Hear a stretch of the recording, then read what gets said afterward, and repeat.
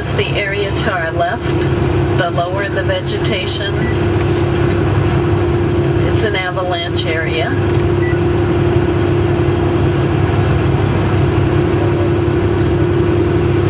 Straight ahead, the mountains there have the Sargent ice field in them.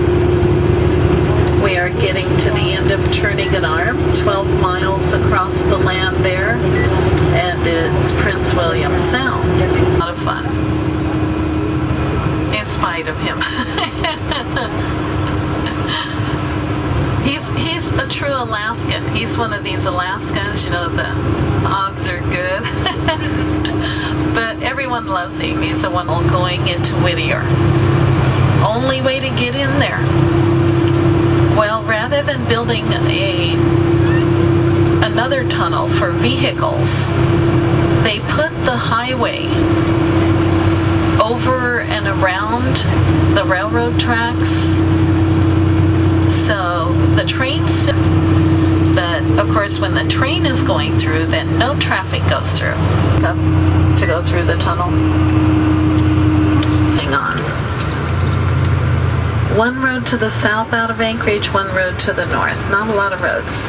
Are there any salmon?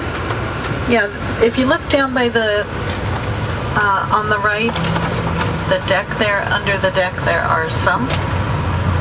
¿No ven los salmones? ¿Dónde? Allá abajo. They're kind of red.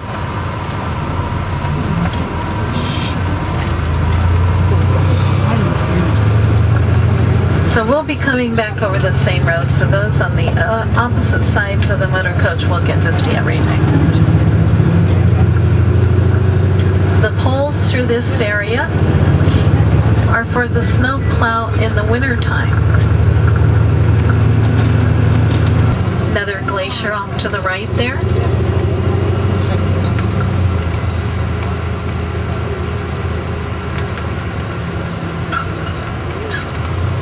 Service, and he's going to tell us about Portagevillage and the glaciers that carved it out. So here's Keith.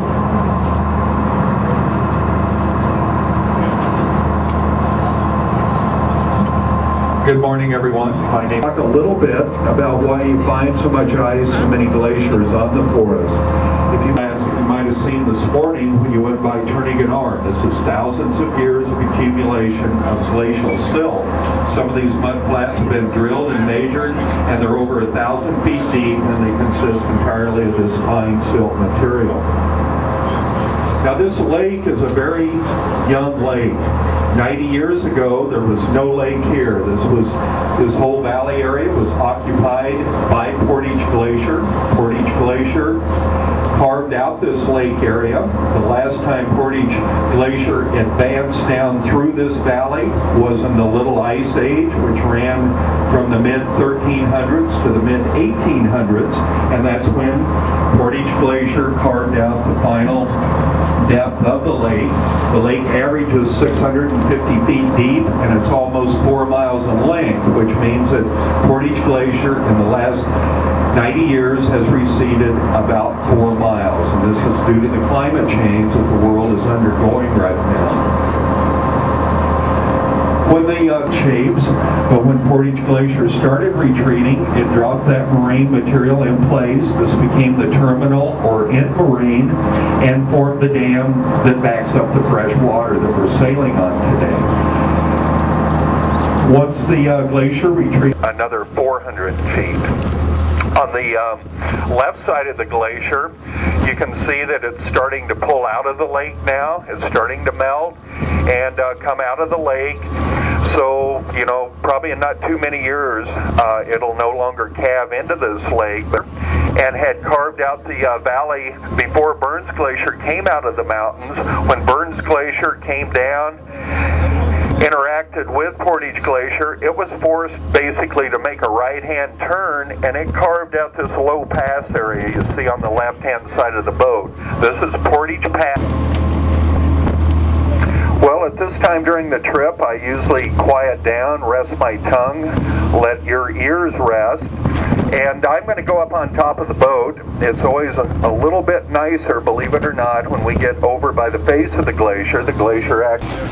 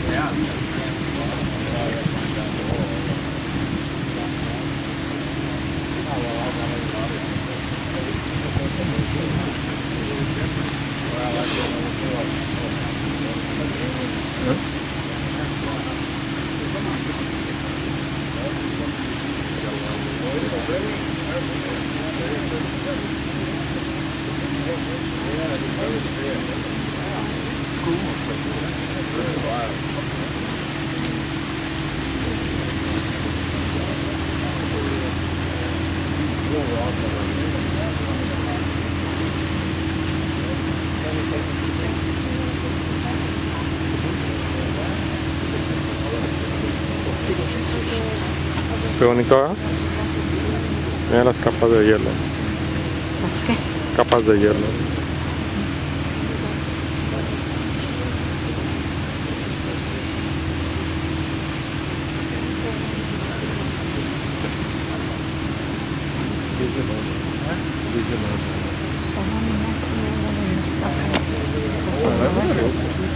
¿Dónde?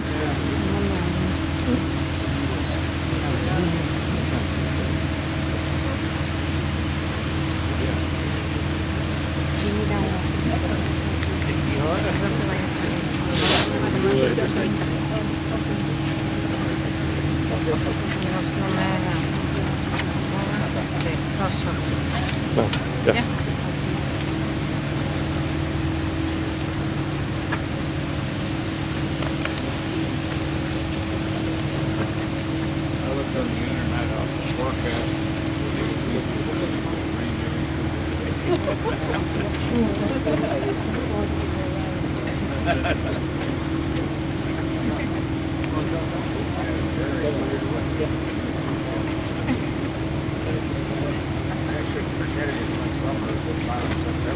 Que tomo, ya no tomo.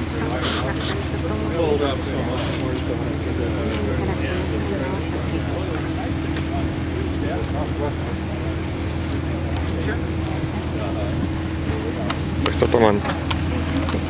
¿Cómo está tomando? Está Ya firmando. nomás la aprieto al azul. No, ya está. Hugo, di algo. Muchas gracias. ¿Tienes frío?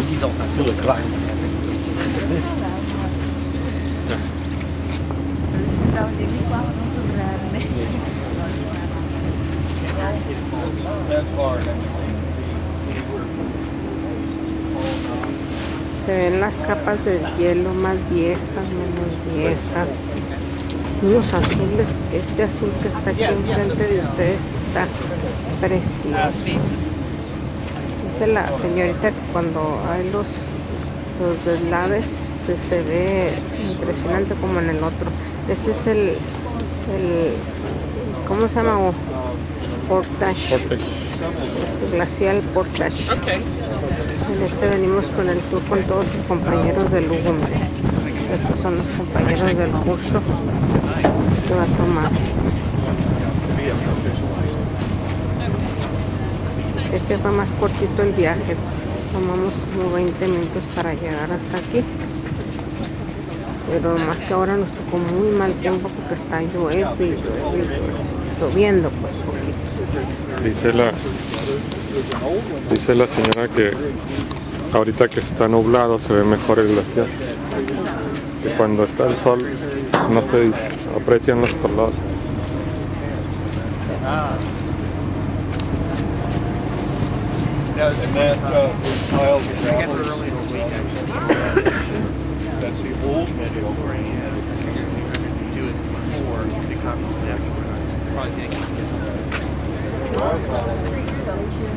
I took a drive to Seward.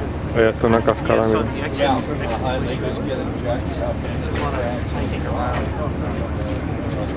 Ya llegó agua. El agua que viene de la cascada alimenta el lago.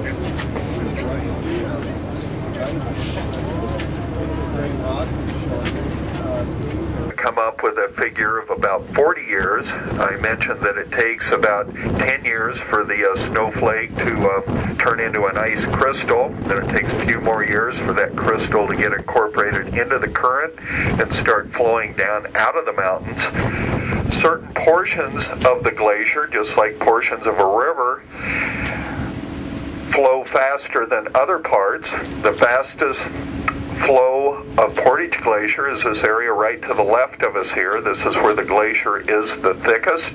Because the ice here is in the thickest part, it has less drag on it, the ice in the middle, so it's about 60 years old. Now the slowest part of the glacier is where it touches the bedrock, which would be the sides and the bottom, and the ice here, because it's got friction and drag on it, moves more slowly, so it would be about 60 years old.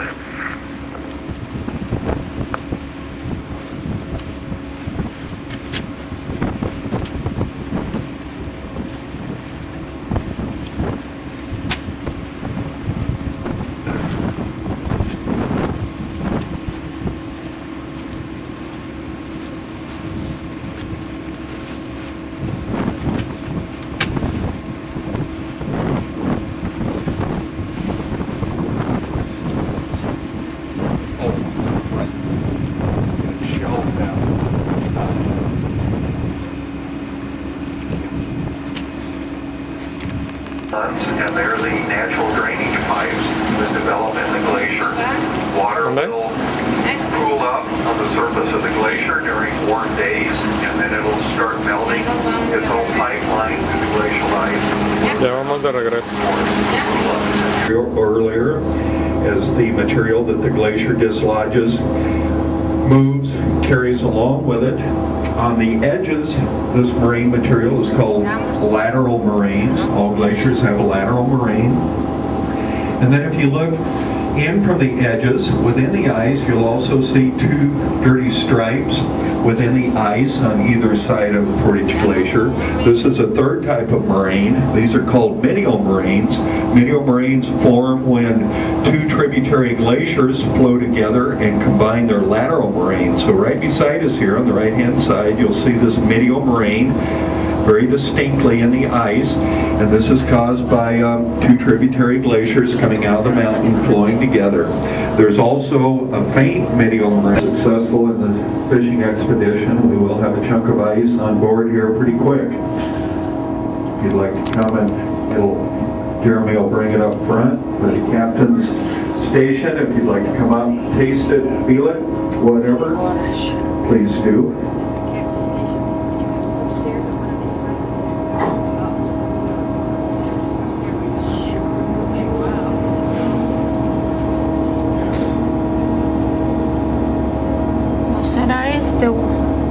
Sí, es por ahí. Por aquí. Ajá. Looks like George is going with a harpoon on his catch.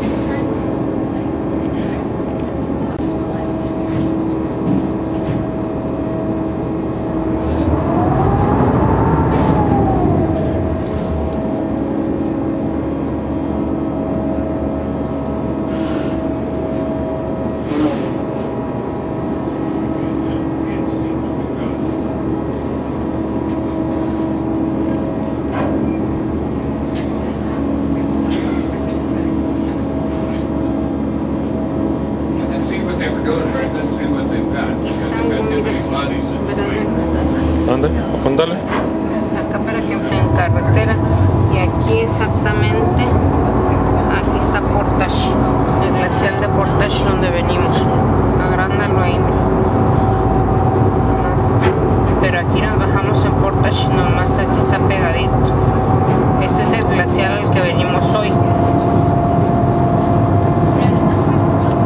Y la vez pasada venimos a este de Seward, donde están todos los glaciales ahí cerquita. Está más lejos de Anchorage, mucho más lejos. Aquí está Anchorage, si lo quieres. Aquí está Anchorage.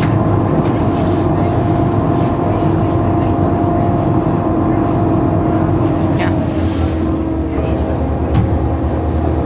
Ya. No, acá, amor. No, ahí sácalo acá. Órale, ¿cómo se quiso traer el glacial? Enséñaselo, Hugo.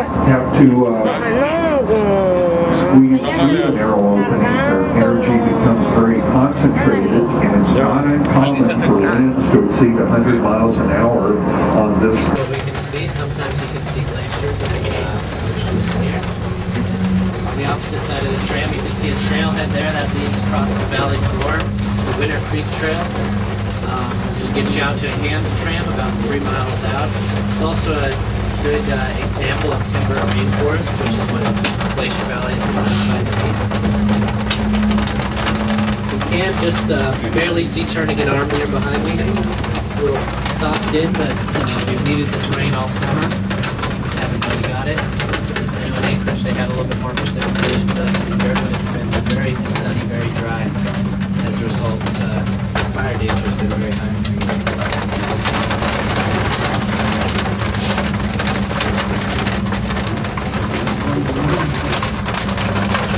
See a few cyclists riding down the Prince Run there. That's one of the easiest trails in the winter time to ski. One of the flattest will be.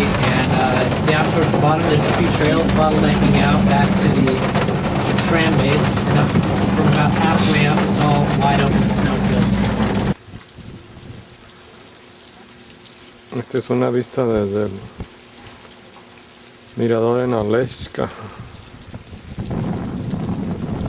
Ese es el hotel. Allá está abajo. Allá mira abajo está el hotel. Nosotros estamos acá arriba.